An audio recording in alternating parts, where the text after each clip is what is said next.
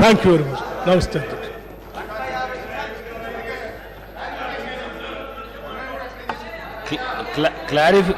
Clarification ఇవ్వండి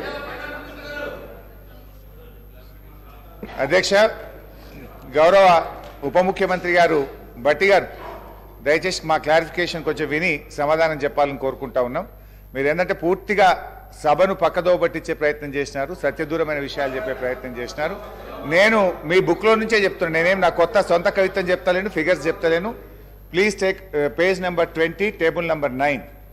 ఇప్పుడు ఇక్కడ ఇందులో మీరు ఏం చెప్పినారంటే కన్వీనియంట్గా 7 లక్షల కోట్ల రూపాయల అప్పులున్నాయని చెప్పి ఒక సత్యదూరమైనటువంటి విషయాన్ని చెప్పి ఇదంతా కూడా రాష్ట్ర ప్రభుత్వ అప్పుగా చెప్పే ప్రయత్నం చేసినారు.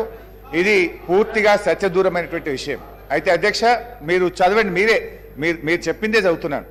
ఒకటి first serial number 1 FRBM loans for 2023-24 3,89,673 కోట్లు చెప్పినారు. ఇది ఎప్పటికీ మార్చ్ 2024 నాటికి, అంటే ఇంకొక వచ్చే 3 నెలల్లో చేయబోయే అప్పును కూడా ఇందులో కలిపి మీరు మొత్తం చెప్పే ప్రయత్నం చేసినారు. Point number 1. అదేవిధంగా అధ్యక్ష పాయింట్ నెంబర్ 3 గవర్నమెంట్ గ్యారంటీ, మంచిగా వినండి Bhatti garu, government guarantee loans which are raised by SPVs and serviced by them, వాళ్ళే కట్టుకుంటారు. అదెంత? 95,462 కోట్లు. Number 4 non guaranteed loans which are raised and serviced by SPV corporations institutions, ప్రభుత్వం guarantee ఇవ్వలేదు, అవి వాళ్ళే కట్టుకుంటారని మీరే చెప్పినారు. ఆ రెండు కలిపితే 1,54,876 కోట్లు. అంటే ఈ 1,54,876 కోట్లు రాష్ట్ర ప్రభుత్వం కట్టదు, వాళ్ళే కడతారని మీరే మీ బుక్లోనే చెప్పారు.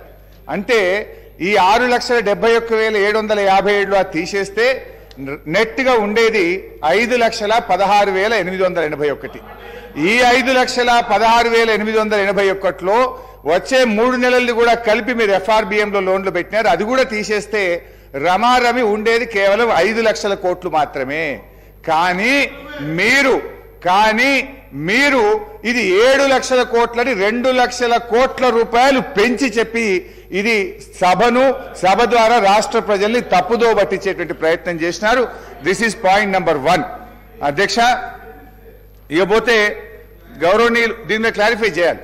గౌరవనీయులు అధ్యక్ష భట్టి గారు ఎంతసేపు మా మీద ఏం చేసిందని చెప్పే ప్రయత్నం చేస్తా ఉన్నారు. అధ్యక్ష ఈరోజు మీరు మీ ప్రజెంటేషన్లో మీరు పెట్టిన సంతోషం. మీరు రాష్ట్రం స్వంత ఆదాయ వనరుల్లో ఎట్లా వృద్ధి సాధించింది, 2014లో ఎంత ఉంది, 2023-24లో ఎంత ఉంది, దేశంలో మనం ఎక్కడున్నామని చెప్పుంటే మేము సంతోషపడే వాళ్ళం. ఇవాళ దేశంలోనే అత్యధికంగా స్వంత ఆదాయ వనరుల్లో వృద్ధి రేటు సాధించిన రాష్ట్రం తెలంగాణ రాష్ట్రం. పర్ క్యాపిటా ఇన్కమ్లో దేశంలో చిన్న రాష్ట్రాలు మినహాయిస్తే నంబర్ 1 స్థానంలో ఉన్నాం. అది పెరిగిన ఆస్తుల గురించి మీరు చెప్పే ప్రయత్నం చేయలేదు. అదేవిధంగా క్యాపిటల్ ఎక్స్పెండిచర్, ఎంత పెద్ద ఎత్తున క్యాపిటల్ ఎక్స్పెండిచర్ చేసినాం చెప్పే విలువ చేయలేదు. అదేవిధంగా ఆస్తుల విలువ కల్పించిన ఆస్తుల విలువను మీరు చెప్పే ప్రయత్నం చేయలేదు. అదేవిధంగా పెరిగిన జిఎస్డిపిని కూడా మీరు ఎక్కడ కూడా చూపించే ప్రయత్నం చేయలేదు. డెట్ టు జిఎస్డిపి చూపించారు కానీ ఇతర రాష్ట్రాలతో కలిపి చూపించినప్పుడు దేశంలో మనకంటే 22 రాష్ట్రాలు అప్పులు ఎక్కువగా తీసుకున్నటువంటి విషయాన్ని మీరు దాచిపెట్టేటువంటి ప్రయత్నం చేసినారు. పెరిగిన పంటల ఉత్పత్తి కానీ ప్రజలకు కలిగిన వసతులను కానీ దీన్ని ఎక్కడ కూడా మీరు చెప్పేటువంటి ప్రయత్నం చేయలేదు. మీరు ఏం చేసిండ్రని మాట్లాడుతూ ఉన్నారు. అధ్యక్ష ఈ రోజు రాష్ట్రంలో 47 లక్షల మంది వృద్ధులకు వితంతువులకు ప్రతి నెల 2,000 రూపాయలు ఆసరా పెన్షన్ ఇచ్చి వారిని మేము కాపాడే ప్రయత్నం చేసినాం. 69 లక్షల మంది రైతులకు 72,000 కోట్ల రూపాయలు రైతు బంధును మేము ఇచ్చాం. 13,50,000 పేదింటి ఆడపిల్లల పెళ్లిలకు కళ్యాణ లక్ష్మి మేము సహాయం అందించాం.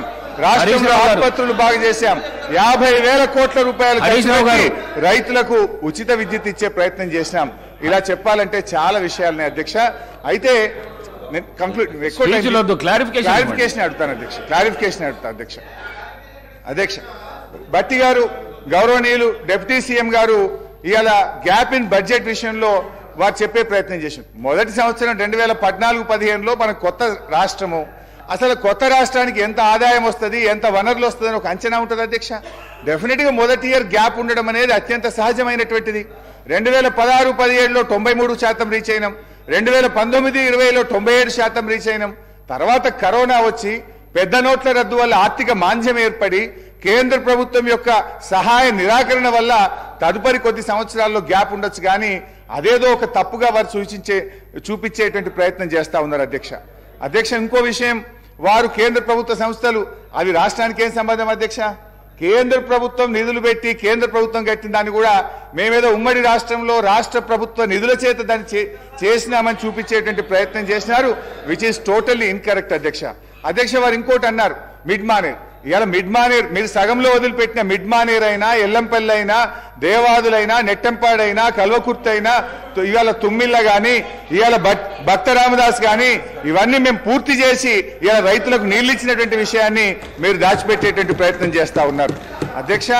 అదేవిధంగా ఈరోజు ఓడీ విషయంలో కూడా గౌరవనీయులు ఉప ముఖ్యమంత్రి గారు మాట్లాడారు అధ్యక్ష. ఓడీ అనేది ఏమన్నా నేరమా అధ్యక్ష?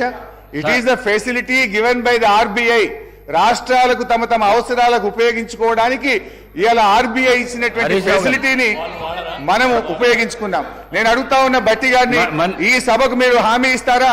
మేము భవిష్యత్తులో ఈ ఓడీ వాడము, ఈ ఫెసిలిటీ మేము వాడము, వేస్ అండ్ మీన్స్ కు మేము డబ్బులు వాడము, ఓడీలోకి రాష్ట్రం వెళ్ళదు అని చెప్పి మాకేమైనా ఈ సభ ద్వారా హామీ ఇస్తారా అని చెప్పి గౌరవనీయులు బట్టి విక్రమార్క అధ్యక్ష వారిని మాట్లాడుతూ వారిని చెప్తా ఉన్నాను అధ్యక్ష. నేను ఒక బ్యాక్వర్డ్ తెలంగాణ రాష్ట్రంలో బలహీన వర్గాల శాఖ మంత్రి చెప్తా ఉన్నా. గతంలో 2014 వరకు కాంగ్రెస్ ఉమ్మడి ప్రభుత్వంలో స్కాలర్షిప్ లో పేమెంట్ కు గ్రీన్ ఛానల్ పేమెంట్ అవుతుండే. వీళ్ళు వచ్చినాక మెస్ ఛార్జీలకు పేమెంట్ ఇచ్చే పరిస్థితి లేదు అధ్యక్ష. గ్రీన్ ఛానల్ మెస్ ఛార్జీలకు పేమెంట్ ఇవ్వకపోతే 18 నెలల కిరాయి లేదు అధ్యక్ష. ఇప్పటి వరకు కిరాయి లేకపోతే కిరాయి బిల్డింగ్లు ఖాళీ చేసేటువంటి పరిస్థితి వచ్చింది అధ్యక్ష. వీళ్ళు గురించి మాట్లాడుతారు. తర్వాత మా హుస్నాబాద్ నియోజకవర్గ గౌరవేలి ప్రాజెక్టు మాట్లాడుతున్నారు అధ్యక్ష. గౌరవేలి ప్రాజెక్టు